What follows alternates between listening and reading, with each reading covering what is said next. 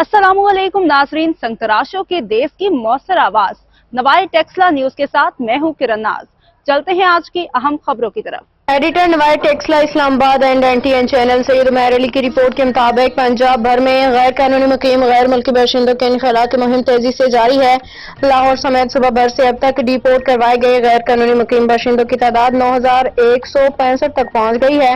ज़राए के मुताबिक मुहिम के दौरान 9895 से ज्यादा गैर कानूनी मुकीम बाशिंदों को होल्डिंग सेंटर्स पहुंचाया गया है। 730 गैर कानूनी मुकीम गैर मुल्की अफराद पहले से होल्डिंग पॉइंट्स पर मौजूद हैं।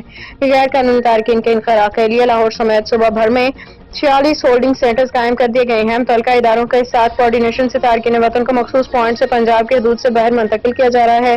स्पेशल ब्रांच CTD सिक्योरिटी इदारों इंटेलिजेंस बेस्ड इंफॉर्मेशन के जरिए गैर कानूनी मुकीम गैर मुल्कियों की निशानदेही की जा रही है। तमाम गैर कानूनी मुकीम गैर मुल्की तारकीन को बहर सूरत वापस भिजवाया जाएगा। IG पंजाब डॉक्टर उस्मान अनवर का कहना था कि पाकिस्तान दीगर ममालिक की तरह बैनुल अक़वामी क़वानीन के तहत डिपोर्टेशन पॉलिसी पे अमल पैरा है।